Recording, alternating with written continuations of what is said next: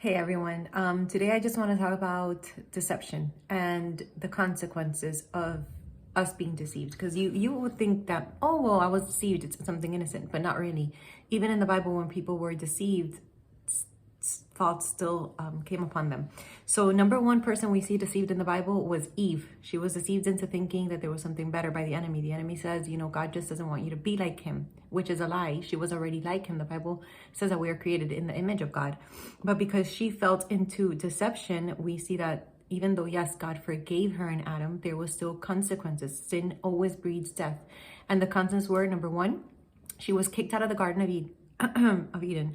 Number two, she felt fear. She felt shame. The feelings of hell came upon her. Three, the man had to work and the woman was going to go through labor pains. Five, we see that her son Cain killed her son Abel. We see that the animals no longer had friendship with humans. So we see all of these things that happen that even to this day, people are saying, oh, because of Eve, and they're upset. Of course, they blame Eve because Eve is the one that fell into the deception.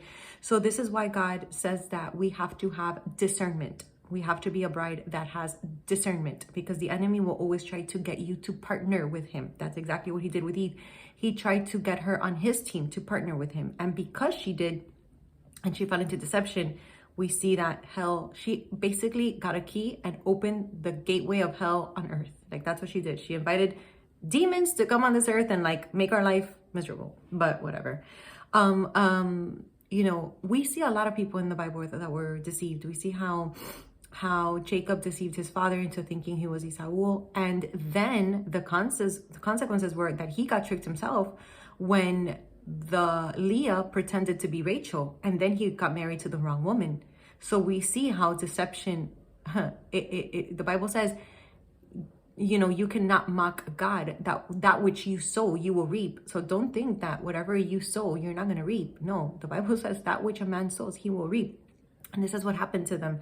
We see it over and over in the lives of this family, that they kept deceiving one another. We see how the uncle Laban also deceived Jacob. And because of it, Jacob had to work more and more and more. This was a constant family thing, but because of it, they continued to reap the same thing, which was torture. King Saul disobeyed God. He went against him. He rebelled because he wanted to please man. And because of this, he got his throne and his crown taken away from him. He died. And not only did he die, he was replaced by King David. Same thing happened to Queen Vashti. She rebelled against the king because she just le dio la gana. She was rebellious. And because of this, the throne and the crown were taken away from her. She was killed, and Queen Esther replaced her.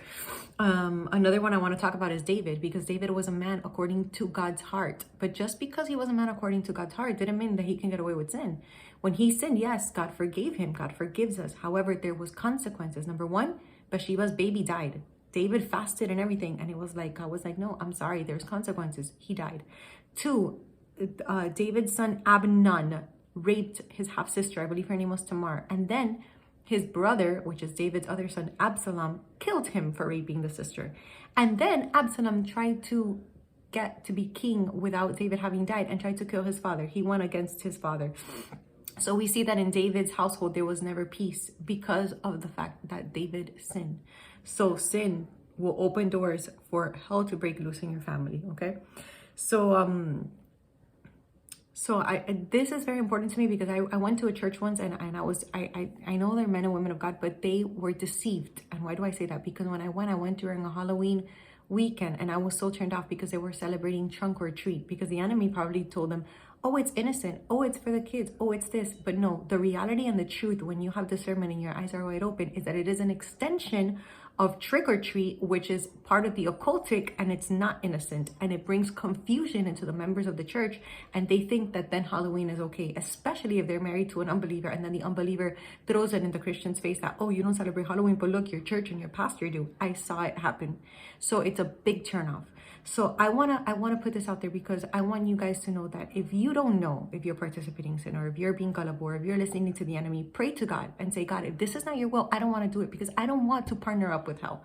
Because if you partner up with Satan, do not think that you're not inviting him to your household. If you think things are bad now, just wait. They're only gonna get worse if you decide to get that key and open the door to hell. So anyway, I just wanted to put this out there. I hope it hit home somewhere. God bless you guys and have a nice day.